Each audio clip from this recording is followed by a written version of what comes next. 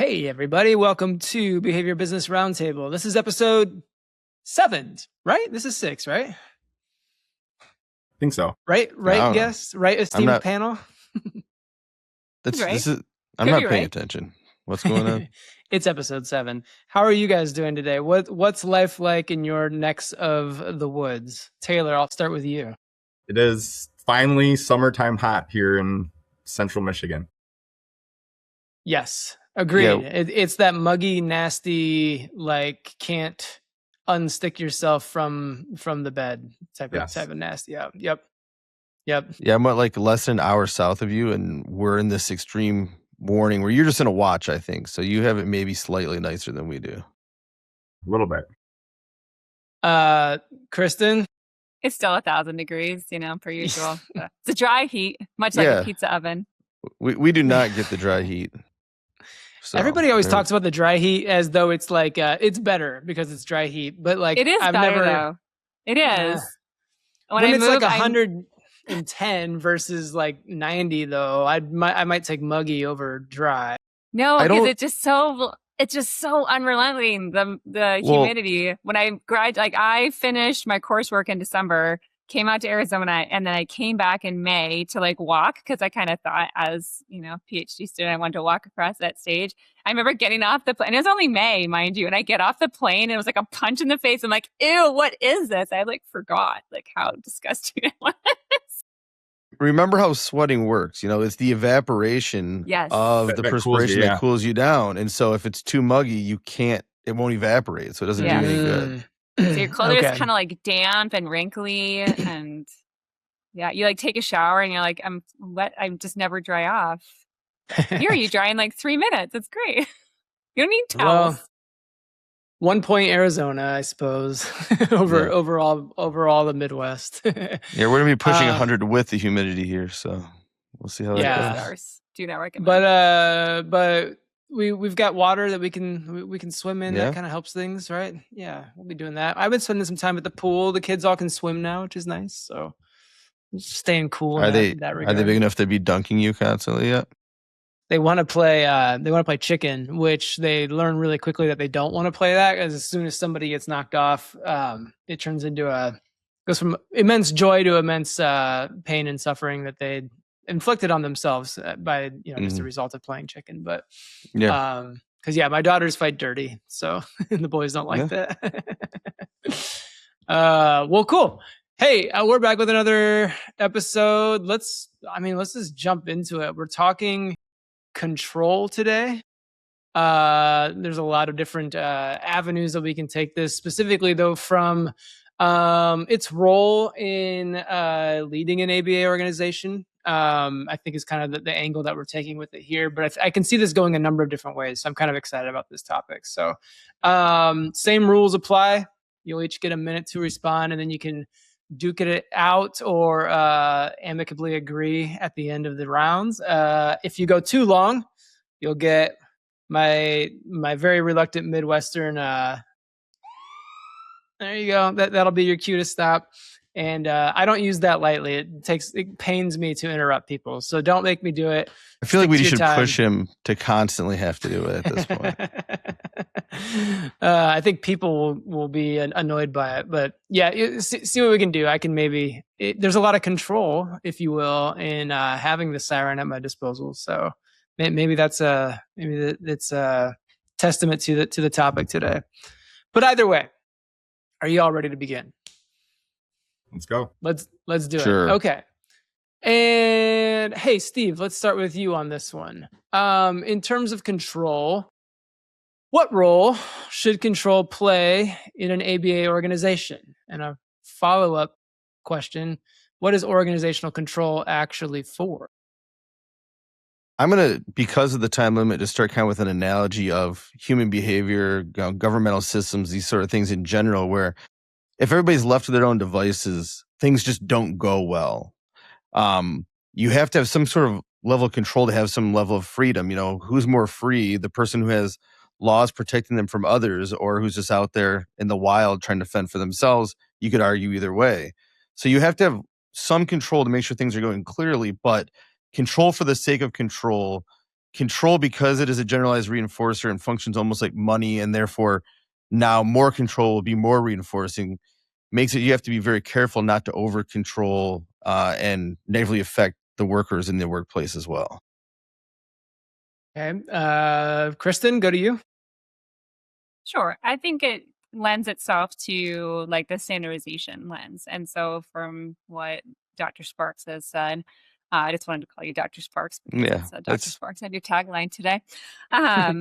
We want to make sure that folks are doing the things they should be doing. But I think there's also some that surrounding, like there's just information involved in that control as well. If you're brand new, if you're in a new agency, in a new state, under new funders, you may just also need some of that control just to guide you because you're in a place of an information dearth. Does that make sense? Yeah. Taylor, round it out to you. Yeah, I think maybe I'll change the lane a little bit on that and looking at it from like a macro lens of like just the organization and say the control is to ensure the sustainability of the organization. And I think if we're looking at ABA organizations, I think like the two things that are going to likely lead to that would be quality outcomes for the clients we're serving, and then ensuring that our staff are able to provide those outcomes. And so I think if we're looking at control through that lens, and I know I can see all of the follow-up questions that we have later on that we can maybe dive into a little bit deeper, but I think those two are like the macro level kind of analyses of control. And it ties into like Steve and Kristen's perspectives, but I think making sure that we're having the clinical outcomes that we're looking for, guided by having our staff perform the way that we need them to perform. Does that land when outcomes are either subpar or inconsistent? Does that land fully on the leader or leaders of the organization then, or how do you? I think it does. I think maybe I almost said 100%, but I think maybe 99%. Yeah, it's kind of like we were always told in school, to change any level of a culture, you have to change all levels. You have to have that control systems from the top down in order to affect the lowest level of people. So there might be others who, I don't like to use the word at fault, but are to blame in the middle of that range, but it all still gets to the top. If your systems weren't good enough, or your systems for checking in on those systems weren't good enough, then it still gets back to the leader. Steve, did you say the people were to blame? I thought I've heard you say lots that don't blame the rat. I was figured people were sick of hearing me say that, so I didn't say don't blame the rat, but yeah. I know he meant the contingencies. That's what he meant. No, absolutely. What else? What other follow-up? Yeah, I think there's such a fine line between good control and bad control. And that's the hardest part, is especially, we want to approach this both as leadership in terms of a supervisor-supervisee relationship and as like a business owner relationship or a situation. And from the ownership piece, it's so hard to give up the control, but you have to be able to grow and to do more, because you eventually have too much on your plate to handle yourself. And you have to know that things are going to go wrong, but do you have enough control to stop them from going horribly wrong? Versus, you also don't want to be the supervisor that's hovering and making everybody's life miserable when they're doing well enough on their own. They just aren't doing it quite your way. So is that the difference between good control and bad control, like you said? To me, it is a mix of that and the fact that, are you controlling because it is reinforcing to you, or are you controlling because you want to have a certain amount of you want to achieve a certain amount of behavior from your supervisees? Is it you're doing it for the right reason, or you're doing it? It's kind of like with punishment.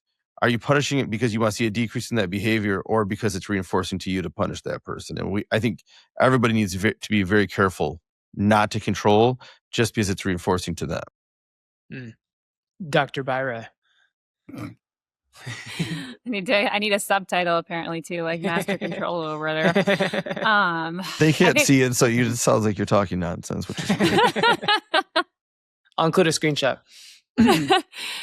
So I think that oftentimes that control is perceived in like a really negative connotation. Like when I hear from clinicians, like, well, I want to have, they assimilate that to like, well, it's not, I want to do I'm going to do behavior analysis my way. I want, full clinical autonomy, as opposed to like, well, here at this agency, like there's certain things like everyone just has to do. Like we're all going to use this practice management system, right? Like we can't have this clinic uses Erasmus and this other one uses Central Reach, right? I mean, there makes sense to do things in that kind of collective fashion.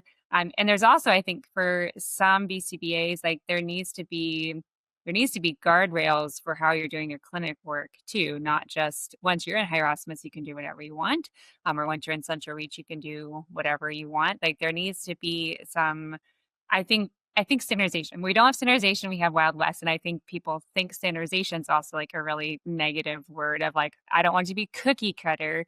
And there's, I think, a very big difference between every program, every kiddo has the same goals, run the same way versus, hey, when you set up your program book, I want to make sure there's like clear instructions and a prompting strategy written, like that kind of standardization. So when an RBT works with your client, they know exactly what you want them to do. Like that, not doing that clinical autonomy, like not doing that, I think it's just crappy programming.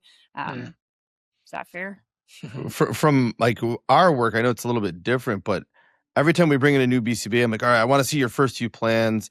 And it's not even just because I want to judge them or tell you what I think you're doing wrong, but maybe I've had some ideas of doing this so much longer that I can, teach something or show you something you hadn't thought of, or outside the box type of approach. But also when I'm running the company and doing all these other things, I can't do that very long for too many people. And so you have to have that trust in their ability to do things to an extent. And then we still obviously have like review processes and that sort of thing. But finding that borderline of, all right, your plans are just fine. They're going to help people. I just wish it was like my way. I can't, that's kind of like the dividing line you have to tiptoe there. Taylor, Jibrian. Yeah, I would say my only follow-up related to, I think, what Steve had said 2 times ago was there, from managing your employees, that standpoint and trying to get good quality, but then also business sustainability. I think there is a balance on how much you can actually do. And I think we talked about this maybe 1 or 2 podcasts ago on like, is it going to cost me more to put in these checks and balances, to put in these management systems, these OBM systems, whatever, than the outcomes are actually going to achieve, whether that be from profitability, sustainability, or even clinical quality outcomes. And so I think to Kristen's point, yeah, standardization is easy because it doesn't take as much maintenance. But I think once you have things, and I think I'll allude to this maybe a little bit later, but like scorecard systems or sort of like performance management systems for the control of your staff, I think then you have to start looking at how much is that costing? Like, what's my point of diminishing returns, or what's the point where I'm not getting as much out of it as I'm putting into it? And I think that's also a balance that business owners, managers, clinical leadership has to take into account in this regard too. Yeah, it is a very fine line with that, because we've had situations where there's people that you are absolutely positive you can trust. And then they, something happens. It's obvious that you probably shouldn't have given them as much trust as you thought you should have. So then you put in, checks and balances, but now the company is still making a profit, but it's nowhere near what it was because of all the admin work on the other side. And it's like, all right, what do you do in those situations? Do you try to say, nope, we can have a more sustainable company by not having these things in, but then potentially, lose your ass because of the negative side of people not doing what they're supposed to be doing? Or do you like, nope, we're okay with just, doing all right to make sure we're doing it all right the right way? And that is definitely something you have to figure out. And I don't know if this ties into maybe some of the later questions, but I think that lends itself to organizations need to be constantly evolving and not being able to stay static. And so if you do have, say, a group of well-seasoned BCBAs who've been in the field for a long time versus a bunch of brand new BCBAs, or you're opening up a new location versus you've had one established for a long time, I think it's okay to deviate some from that standardization. But like Kristen said, the further away that you get from that, it becomes the Wild West. So I think that's on the shoulders of a good manager, a good clinical director, to be able to identify when can we be flexible, when can we not? Because I think just like what you just said, Steve. Yeah, I think it's always important to remember that, science of behavior here, the least amount of behavior to get the reinforcing outcome is what's going to happen. And so if no one's catching it, they're still getting paid, then they may, even if they for a long time have done everything very well, stop doing that well. If they go, I can do less behavior and still get that reinforcing outcome. And so having those checks and balances are necessary at some point to some extent, but can you do it in a cost-effective manner, and how can you make that work? Because I don't think I could ever advocate for just letting it go and hoping for the best, Oh, right. Yeah. Yeah. That's not what I'm advocating for either. No. I think but more so you need to be in tune with it and know it's okay to deviate in times when it's needed. This question just came to me, but is there delineation as far as business owners go or consulting?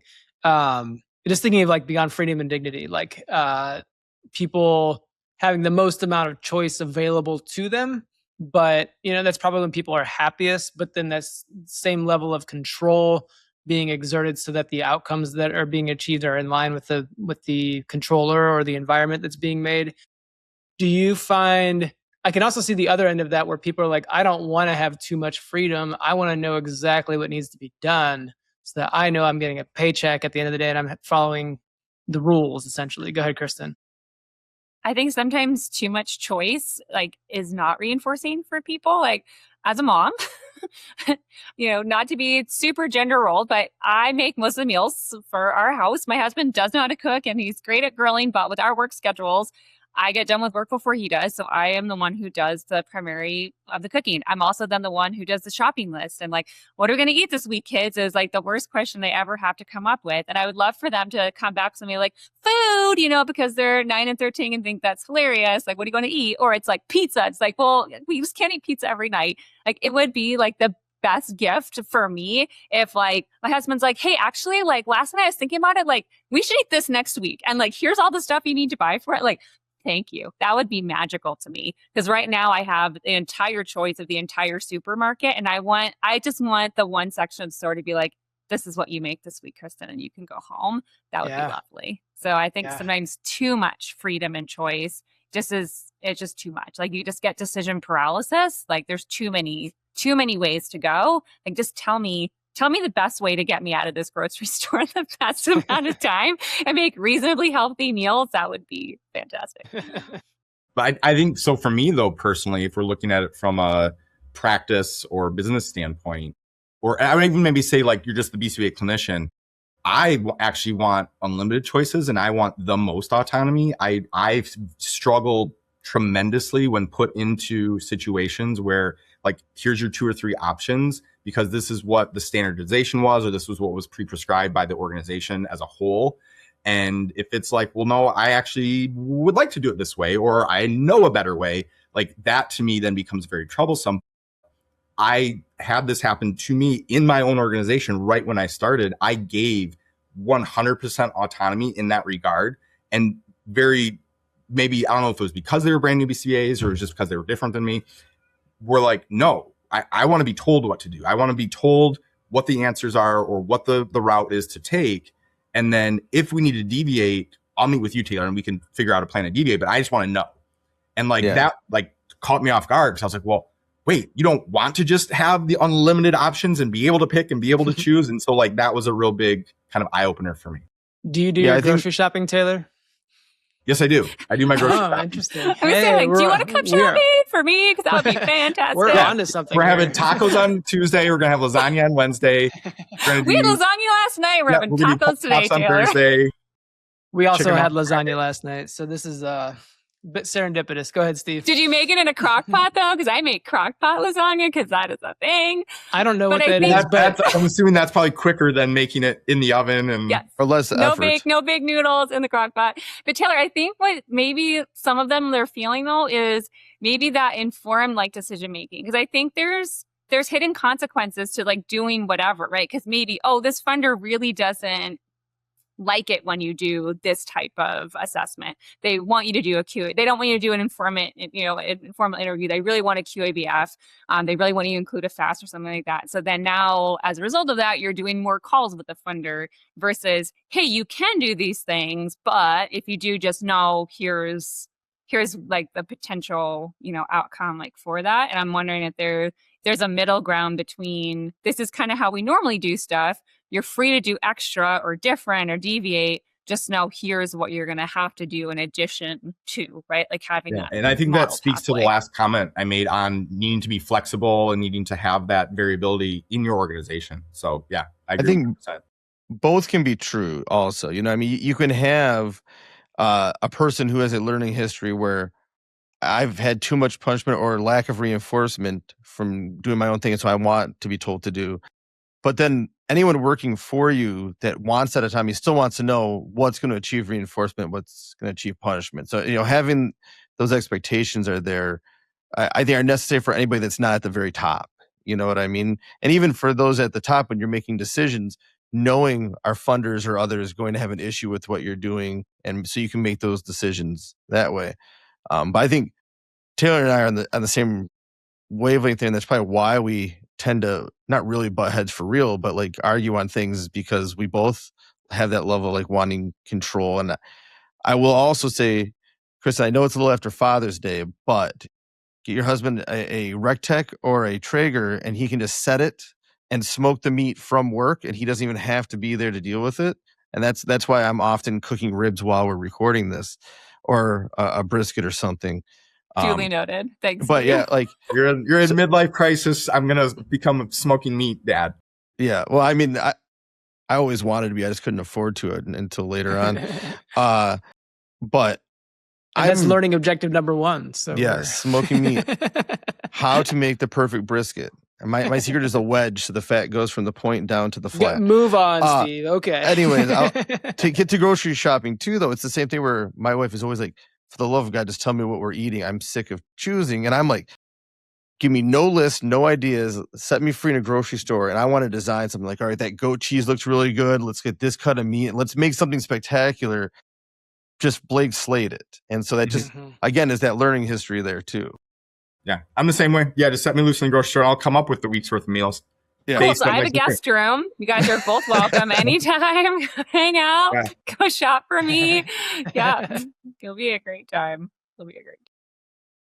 I forget, and I might even be making this up. I believe there was a study in which one group was given like 5 albums to choose from in a room while they waited, and the other one was given like Spotify to choose from while they waited. And at the end, they were asked their like some indices of happiness with their selection, and the people who had less choice were superiorly happy. Superiorly, that's a word, right? They were happier with their choices than the people who had infinite to choose from. So the album is less choices at this point because Spotify technically you can get anything. Spotify would technically be like any commercially released music. Yeah. Is it your smooth jazz? Because at that point, I'm going to be not happy with those selections. My smooth jazz? You talk about jazz a lot, so I have to. I do like jazz. Well, let's move on before I start talking about jazz. This isn't a jazz podcast. Okay, we talked about control and some oversight. We've talked in a little bit about this question already, but we can dig into it a little deeper. How would you go about determining appropriate amount of oversight at different organizational levels? So new staff versus experienced clinicians, supervisors, things like that. Kristen, I believe you would be first on this one. Hey, let me get on my appropriate headgear here. I don't care if you've been you got passed your exam 2 weeks ago, or you've been doing this for 10 years. If you're brand new to the org, I'm going to put you on the same monitoring at first, just to level set, because different learning histories are just years is not going to give me a straight line to you are ready to like run free and do everything, in the compliance with the way that's done at the organization that you're at. And that may be, simple things like, you've never billed for TRICARE before, and they require a whole bunch more stuff than your typical commercial funder, down to you actually really didn't do a whole bunch of FBAs in your entire career, and you're going to be expected to do those now. Number of years of service isn't going to tell me that. I'm going to start you at the same level and then move to an audit tree. Taylor, go ahead. I think I'm going to be a little bit more flexible than that, but still potentially aligned there, in the sense that I might just have, like Steve said on the last question, like a real quick check and balance and go like, yeah, this is amazing. I know your educational pedigree. I know your references. I can see from our interview and talking in the first week or two that you've been working here So I'm going to cut you a lot more slack because I don't know if I have enough time for the story within my 1 minute. I'll probably get buzzed. So I'll wait for the follow-up. But I think to a certain degree, it can then be punishing for the employee if they're like, why am I still having to submit this for checks and balances? Or like, I can do this, no problem. Like, and I'm fluent with it. So I think setting it up as a standardized kind of check-in doesn't necessarily work. And I think, again, just being flexible. You were well under your minute. So okay. So yeah, that'll be my takeaway from the whole thing is being flexible. Perfect. Steve. Yeah, I think it's a mix of things. Are we talking about brand new systems that you don't know what level of oversight are necessary? At that point, you kind of do some hand holding and then give it lesser over time and just determine what is a good model for the future for that process? Or is it like like you're saying, a professional coming in who has this experience already? Now, all right, we're going to sit down for your first few plans. And I'm not going to say, oh, yep, this looks good. I'm going to say, explain to me why you made this choice. Even if I agree with it, I want to know your reasoning behind it. A couple plans after that, okay, I think these look good too. Now we're just going to do spot checks here and there from moving forward. And so when you're coming with a brand new system, you just have to figure it out and kind of guess and go. And then if that was too much freedom, reel it back a little bit, then so be it. It just depends on if you're redesigning the wheel or not at that point. Gotcha. Go ahead, Kristen. I wanted to hone in something that Steve said. Why did you do it this way? Because that is one downfall with the standardization approach, right? I talk to clinicians. It's like, why'd you pick this assessment? Why are you working on these goals? Well, that's what we do here, right? Or that's what my supervisor says we do. And that's where I think it's difficult to offer sometimes that freedom because, okay, you want to use this assessment instead? Cool. Tell me why. Well, I don't know. It looked cool. I don't know. I went to as a CEU and it looked awesome, so I want to do it now. Which not necessarily like the wrong thing. It's good to be excited about new technology that's coming out, but having the why behind, because you're going to have to explain yourself to stakeholders. To hopefully your boss or your leadership, and then to the parent and the funder. Why did I pick this? So I think that piece is important. And I didn't mean to say that they'd be on the same kind of monitoring schedule forever, but I want to get that baseline and then decide when they move on to the monitoring. Because hopefully, ideally too, if they're coming with that level of experience, I'm assuming they're also going to be in a leadership type role. And then I want to make sure that whatever they're passing on to the people they're supervising, is in alignment with our intentions. And you can't, I don't think, get that experience unless you go through it yourself.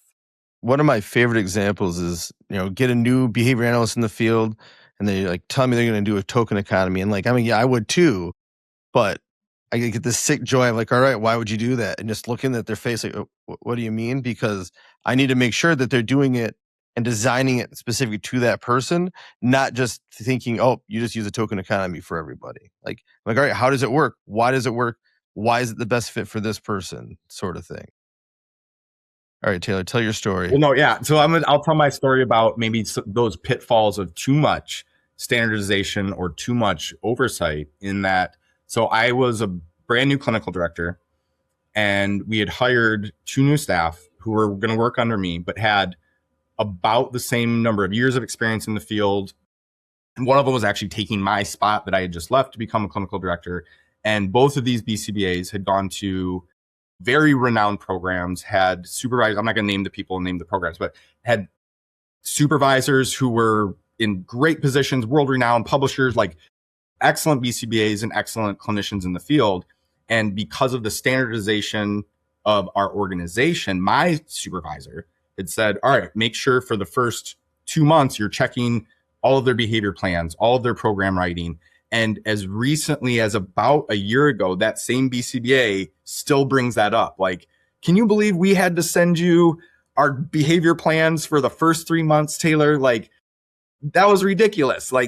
And so I think to that point, that was likely punishing for that professional, for that person, or those 2 people, because they were like, we've got this. And the standardization of this organizational practice, which likely caught maybe 1 standard deviation. So, about 65, 70% of the employees that likely would have fallen through the cracks or likely would have needed additional oversight. It punished these two potential outliers. So again, my theme here is flexibility. And I think as the supervisor or clinical directors or managers, we still need to have a certain degree of our own autonomy to be able to correctly assess the organizational pitfalls, the system disconnects, all of that, and respond appropriately based on the different people that we have in our organization. No, I can see that because I would definitely have been out of school. Like I've been doing this for years. I helped set up the practicum, all these things. Then I would have been turned off by that. But at the same time, if someone came to me like, listen, I know what you're doing, but we got to make sure that we're on the same page with how we address things. And like, there might be things that you don't know because of the funders we're working with. Then I would have been like, oh, all right, just watch the feedback here so I don't have to get all salty with you. You know what I mean? And so I think there's also that way to approach it. Absolutely. That maybe would not turn people off like me quite as much. And likely as a new clinician in that role, into my very first clinical director role, I didn't have those. How dare you? I didn't have those experiences. How dare you not just magically know how to do those things? I am blaming you as the rat. Okay. But treatment drift is very real. And in many ways, even coming in as a more experienced clinician, I can appreciate those safeguards at first, but I can also see how people would be turned away by them. I don't know if I feel high and mighty about myself enough to say like, oh, I shouldn't need any oversight at all, especially if I'm brand new. And like, especially there's always like new counties or new payers or whatever it be. People do it differently. You have to word things differently. You have to, there's different expectations. So yeah, I think I should have that leeway, but everybody else shouldn't. No, you said something there too, though, and it's like regression towards the mean. Like anybody, if you give them feedback on something, you have to expect their behavior to slowly shift back to what it was under those original contingencies, unless you have the spot checks or something else in place. And so that's why we have those too, is so we can check in and make sure, all right, you've done real well. And they're like, hey, something's slipping here. Your behavior plan is not quite as good as it used to be.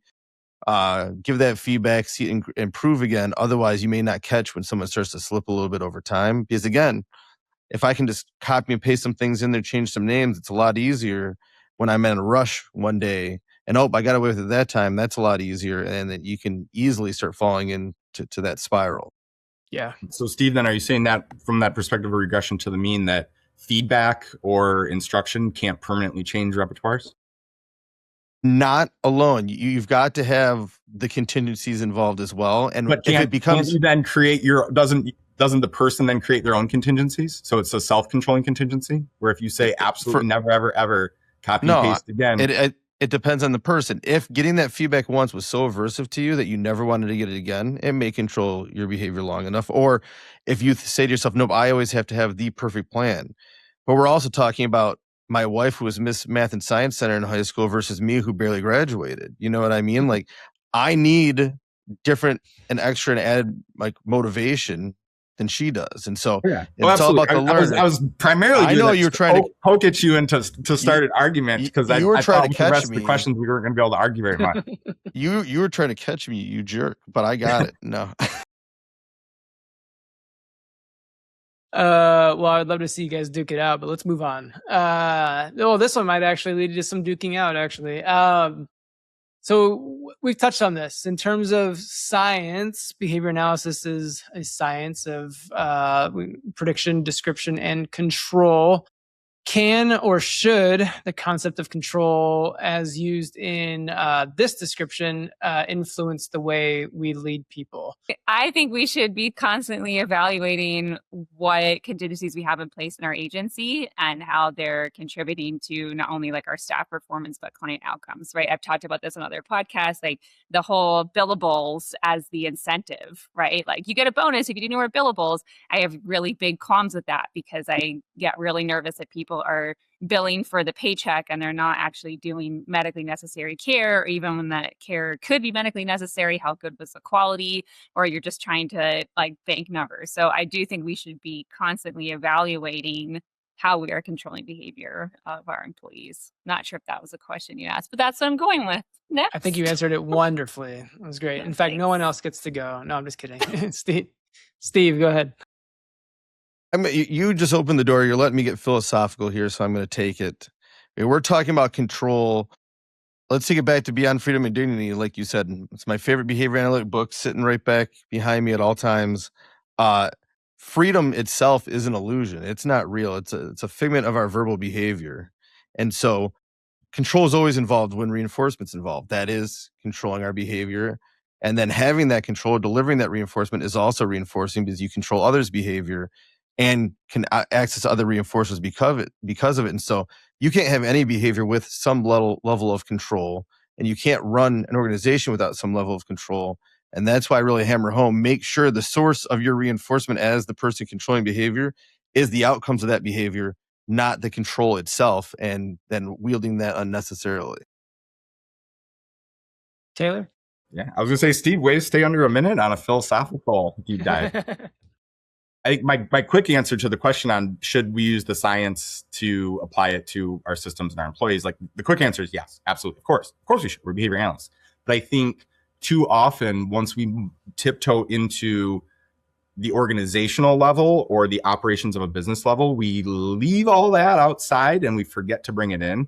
And I think going back to, I think some of the courses, at least the three of us took with our systems and our OBM classes, and having to say, well, let's evaluate these system disconnects, and whatever we choose, again, for being flexible, and we're saying, I'm going to be flexible and I'm going to choose to do this to implement, to make some sort of effective change to either the sustainability of the organization, the clinical outcomes.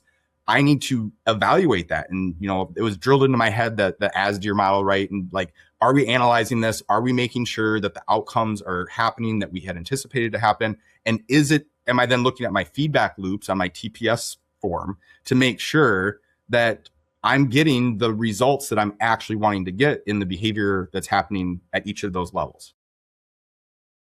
Yeah, I'm going to go ahead and need you to come in on Saturday. Yeah, every time I went to class and we talked about TPS reports, I was like, I know. Man. And we, again, throw back to the last podcast because we brought this up with the last one. So yeah. Follow up to Taylor. Taylor, what are some of those things that we might throw away when it comes to, like, I'm a behavior analyst. Oh, I'm a business leader. I'm going to throw this out, but maybe without thinking it. You mentioned that.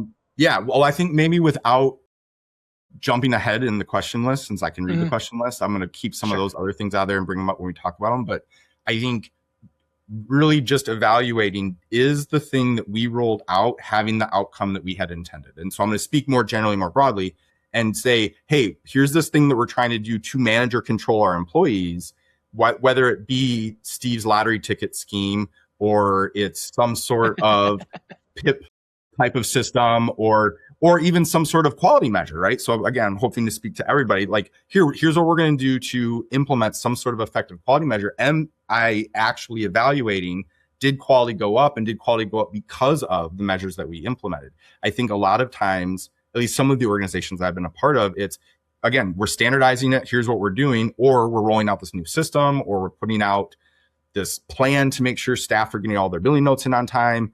And we're not really evaluating either that initial outcome or any of the I don't know, call them like ancillary or the side effect outcomes of like staff enjoyment of that, or aversive outcomes related to staff retention if we're only looking at clinical notes getting turned in on time. So I think looking at it through both a macro and a micro level is what we a lot of times miss as behavior analysts running organizations, because again, there's only so much time in the day, there's only so many resources.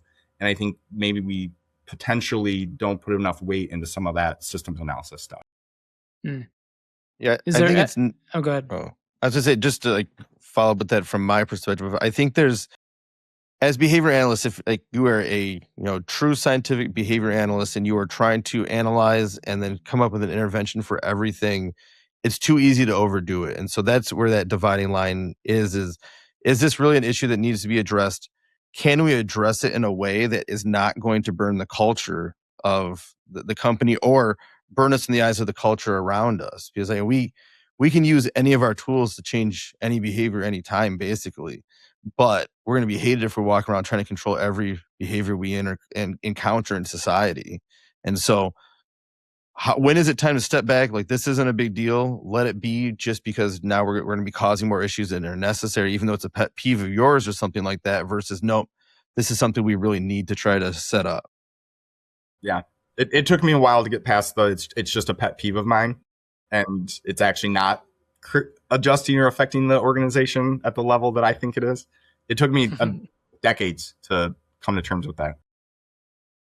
Is there ever a level of effort or analysis into like, hey, maybe quality is high, but we don't really know like the maintaining variables of that like outcome or that metric? Like we assume things are going well because the outcomes are good. Is there ever like a level of analysis of like, I want to know why people are doing so well in this particular metric, because I'm certainly not trying, or I'm not putting forth any effort as far as a business leader goes to intervene on that metric? My quick answer would be that's at the bottom of the list, man. I don't have the time. So I maybe at my small mom and pop, I don't have the time to do that. Maybe if I were at an organization that had the bandwidth to be able to devote, someone that has a clinical quality director or something like that, yes, but at least for the last 6 years, for me at least, I haven't been able to do that.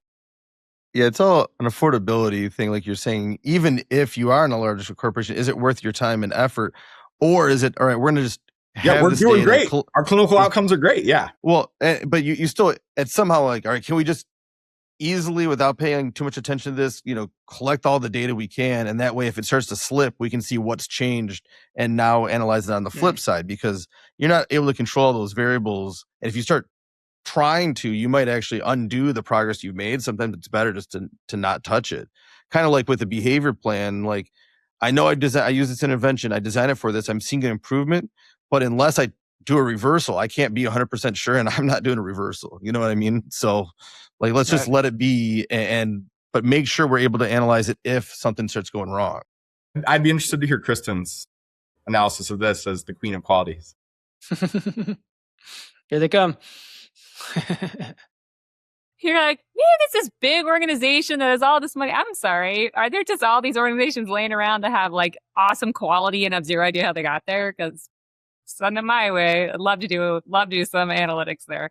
I'd love to be proved wrong. I just don't think we are in a place where we have all these orgs that are just have outcomes that are just outstanding and they have no idea how they got there. I don't think that exists. Yeah, and it might not even be a single outcome as much as a one measure, one thing that's important to the organization where everybody's doing real well on it. And you're like, I'd love to know what we're doing here that we're not doing these other areas, but we don't have the bandwidth, or we're worried about hurting what's happening in that situation. So it may not be global as much as one or two areas as well. Yeah. Cool. Moving on to question 4. How would you balance standardized performance expectations, which we've talked about a little bit, with culturally responsive leadership? And guys, I always lose track. Taylor, I think you're first. No, Steve's first. One of you two's I first. think Taylor is. Yeah, I think I'm up. Sure. Go ahead, Taylor. Like, this is one of the areas I was wanting to talk about later in things like the annual performance reviews, right? Like garbage. Like, our science doesn't support it.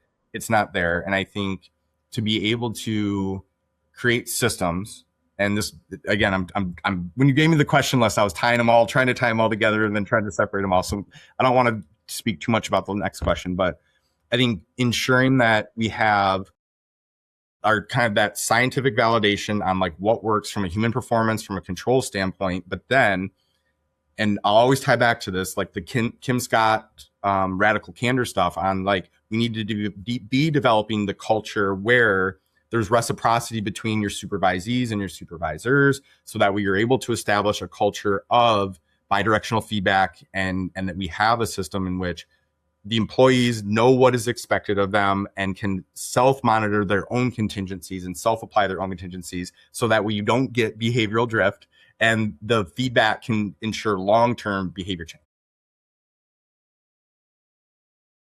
Steve?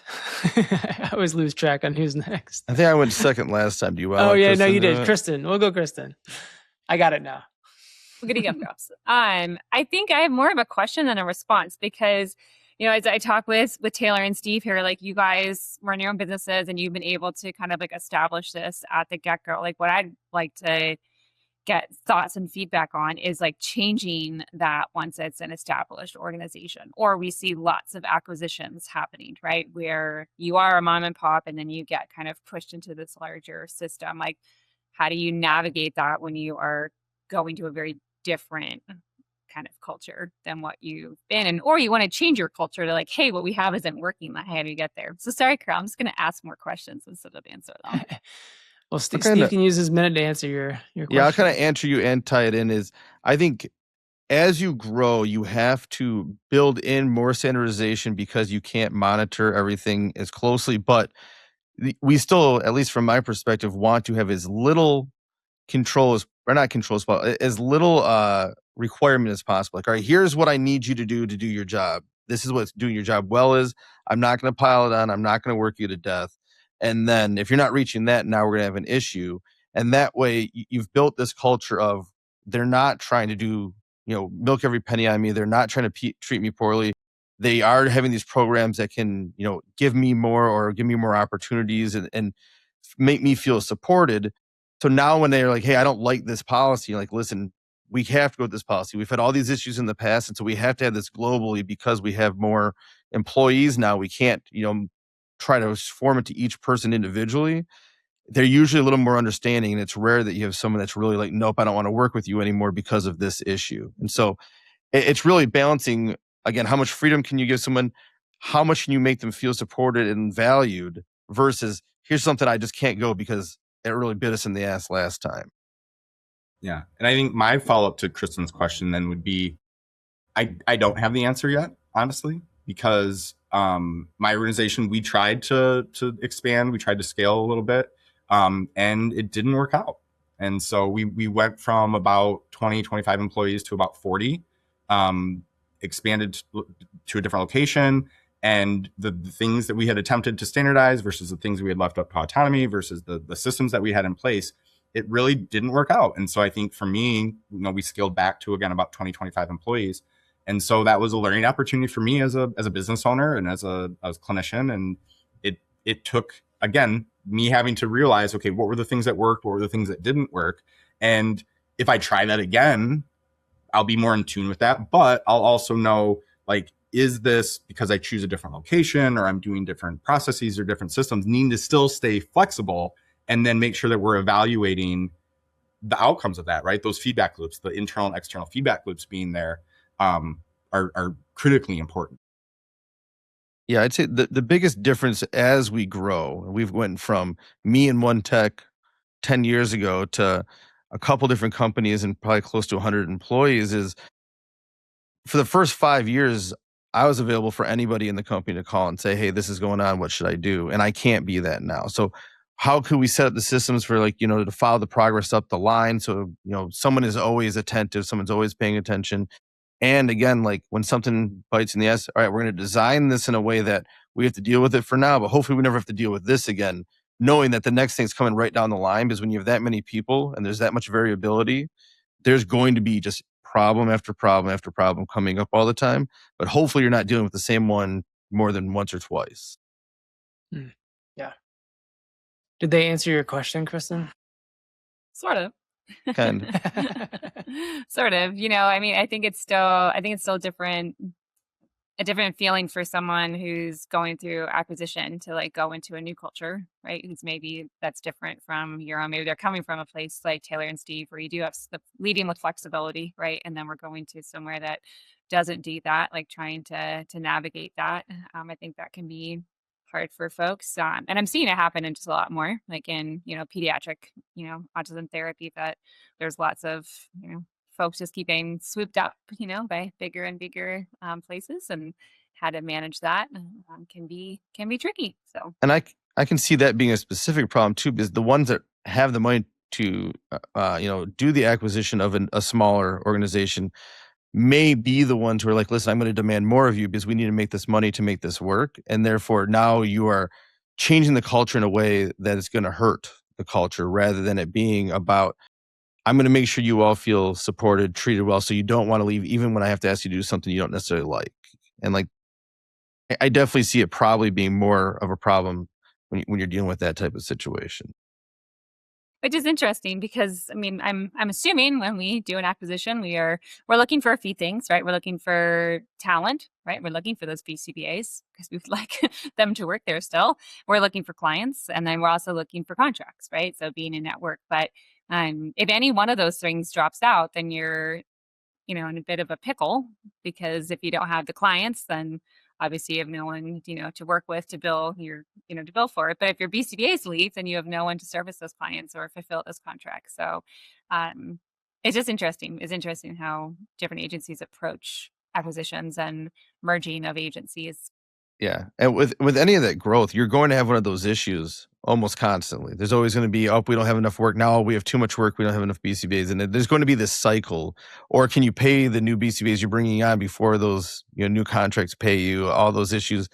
And so planning as much as you can, doing the math and trying to figure it out before you dive in is very important. But then still having enough leeway there, knowing that something that you didn't even expect is going to jump out and bite you too, because one of those issues is always occurring, and then we'll be like, now we're not having any issues in this area. What the hell? Why wasn't that 6 months ago?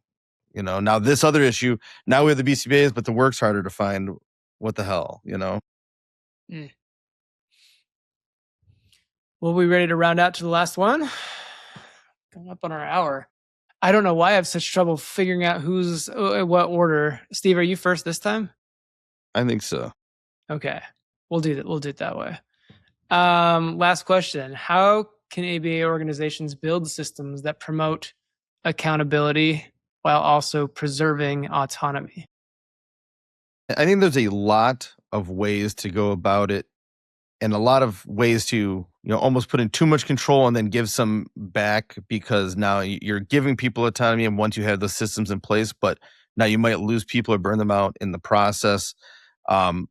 I have found the best way, again, and I mentioned this maybe a couple episodes ago, was I never expect anybody to take accountability for my project, my company, my thing, they're there for a paycheck. Just do what I need you to do for that paycheck, and I'm not going to hate on you or give you a hard time. But if I can treat you well enough where you take some accountability, you take some ownership of that, and you want to see it succeed, your clients succeed, and everything working together as a whole, and then like you achieve more autonomy as you're doing that. That is the big thing for me as well. It's like, here's the amount of work we need from you. If you can reach that, then you have as much freedom as you can have without, except for our checks and balances.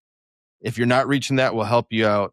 But if you go above and beyond that, that's when I think you've really shown that you've created a culture that has really reached this level of people want to see it all work and succeed. I had to give them the opportunity to use it. I didn't want to. Kristen, right? Kristen, go ahead. I talked about this a couple of times ago too. I think transparency is still really important. So yes, these are your expectations, but they're the expectations for everyone. And we're going to hold everyone to the same, level of accountability. It's not because I like, Taylor better than Steve, that Taylor gets 2 extra weeks to get something done than Steve, or vice versa. Everyone has expectations that are clear to everyone in the company. Taylor, take us home. At the risk of getting buzzed, I've got a kind of a long-winded one too. And I think that's the idea of making it so that way our staff know their expectations and can provide their own reinforcement for what is appropriate behavior, what is appropriate product output, versus being able then to provide their own punishers, then allows our staff to maintain their own behavior in the absence of all of the follow-up contingencies and all of the maintenance and all of the additional people that need to be put on that. And I'll reference my understanding of the Aubrey Daniels scorecard system. And one of the major takeaways from that system was all of your staff that are being evaluated using the scorecard need to know how they're being evaluated, what is appropriate behavior, what's inappropriate behavior. So that way they're able to self-maintain their behavior. They can self-provide immediately in that moment, provide a direct acting contingency to their own reinforcement or their own punishment. And then it becomes more self-sustainable. And then you can create kind of the autonomy that Steve was talking about, where it's, I don't care what you do as long as you get your work done. But if you give me a crap product, or you're not there to be able to deliver what those expectations are in the manner that they're required at our organization, whether it's at the standardized level or the fully autonomous level.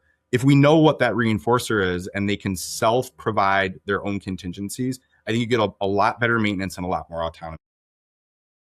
It was over, but I liked what you were saying, so I let it go. Okay.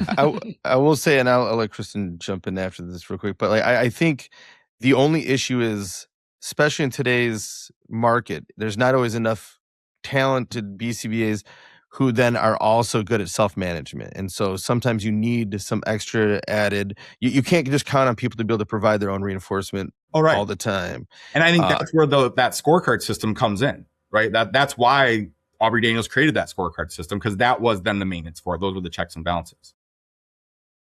And obviously he knew his stuff. It worked very well. Yeah. And I don't know it fluently enough to be able to argue with you. But yeah. Yeah. I'm just saying, in a large enough situation, you probably do need to be able to rely on people to that extent. But at the same time, especially in the world we're working in now, if someone never reaches that point of being able to self-manage, even with this scorecard, if they're a talented BCBA nonetheless, and trying to find out systems that work to help those people succeed too, I think is important. And I was just going to agree with Kristen also that transparency, when you make a policy that everybody's going to hate, don't call it the person that caused the issue, and be like, listen, we don't want to do this, but this is the type of thing that happened, and so this is why we have to make this change, but it's for everybody. We're not treating anybody differently, that sort of thing. Yeah, go ahead. Talk back to Taylor and Steve. So, in terms of this is the expectation, just do your work, right? Get it done. Like, all well and good. I think if they knew how to do that work well and can do it in a timely manner. And I think there's some disconnects around that. I think some BCBAs, they could try their very hardest and still not come out with a product that you'd be happy with, Steve, right? Like, this behavior plan isn't actually what we can submit or is going to be successful, right? So I think there still needs to be some oversight there. And I do think that, I think Steve, you said this, like, self-management is really challenging for a lot of people. And I don't think it's a lack of like willpower and things like that. I think BCBAs do have a lot of open tabs in their brains at all times. They have a lot of things that they are trying to balance and take care of. And I think sometimes it can be hard for them at the BCBA level, at the clinic director level, to even determine like what's an emergency like right now versus like, this is urgent, but I don't like, it's urgent and in my face, I need to deal with it, versus like, this is in my face, but I can also like leave this until later. And I think sometimes BCBAs have a hard time deciding like where that falls in their to-do list. And so, I mean, I think that project management is really helpful for BCBAs of what's in my docket to do, to like, what's the most immediate thing I need to get done right now. And then if I don't know how to do it, like, how am I going to get that support to get it done? Because even if they know they need to do it, I may not know how. And then they may know how to do it, but then this other thing looks like an emergency and we get our attention like shifted that way. I do think that BCBAs benefit from systems that help them prioritize what needs to happen, and then also like how to follow up with that task, like how to, not just what to do, but like how to do it. I think some BCBAs need both. 34. Since you brought it up, I currently have 34 open tabs. I just counted real quick. So that's why we're getting lag. On my phone, I have around 65. Oh, yeah, no. This is on my laptop. My phone. Oh, I can't even look. Yeah. That's like definitely in like triple digits. Only two of them are ESPN as I'm looking at my tabs. Once mine gets over 100, it just goes like ... And like, then that's aversive enough for me to go like, okay, I gotta wrap up some of these tabs. Oh man, I feel like I'm coaching my mother-in-law with her computer right now. Don't do this, you guys. Yeah, I close my tabs every night just because I'm always worried about, not on the computer, on my phone though, because I'm worried about performance the next day.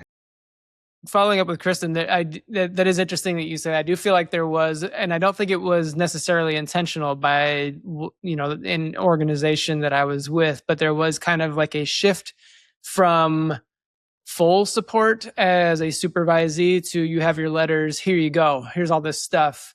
And all of a sudden it's like, well, I don't know, just figure it out, or just email me, or, what I mean, the level. And I don't think that was intentional, but that was my experience at first, was kind of like, oh, like I was fully being supported because I was acquiring these letters, and now I'm working with this company. It's like, you're kind of on your own, not necessarily fully on your own. There were levels of assistance, but it became a lot more Wild West, I guess, if that makes sense.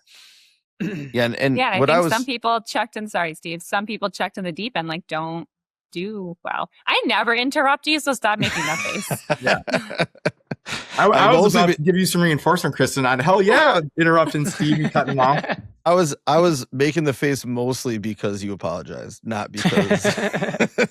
Well, no more apologies, and I'll interrupt you every time. But to my point, I think that some BCBAs, yes, they get all of that handholding, or they get very specific, really good at certain tasks, right? Like it's because it's easy. It's easy for the overseeing BCBA to be like, hey, go do this work for me because you've done it before, or it's something I don't want to do, grunt work kind of stuff. They get really good at those tasks, and then they get thrown into the deep end of actually responsible for all of this now. Yeah. And that becomes very overwhelming. Yeah, I was just going to say, any autonomy has to come with those checks and balances and that training ahead of time. And I've always said, I'd much rather have someone with a great foundational background and no experience than someone with experience that I don't, like the way they operate. Or you talked about sometimes BCBAs just don't have the ability to get the work done in the time or manner, maybe skill or something like that. And every once in a while, you do have to say, like, all right, this isn't the role for you because, we have some people that are getting this done in 3 days and taking like 4-day weekends every week, and then someone else who just can't get the same amount of work done, and we don't know where that disconnect is necessarily. We've tried to figure it out. It just happens sometimes. But with those in place, it allows a level of autonomy as long as you can know what's going on. Because starting off the company, the first 300 consumers we had, I knew what was going on with almost all of them at all times. So I could always just be like checking in and say, hey, what's up with this person? What's going on here? I don't recognize most of the names we have anymore just because it's been so long and there's been so many people to review. And so you get to a point where you have to have the systems in place to allow for that, both accountability and, the mix of that and autonomy, rather than just going like, oh, I'll catch it if something goes wrong, because you won't after a certain point. Well, we've hit an hour. I think that we've covered a lot of ground. Does anyone have any final rebuttals? No, I feel like I'm getting ganged up on, so I'm ready to be done here. You need to be ganged up on sometimes, Steve.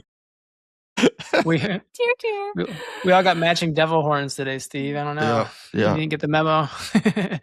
Well, cool. Kristen, Taylor, Steve, thanks as always for joining the panel. This was a great discussion. Thanks everybody for listening. If you made it this far, you guys have a great week.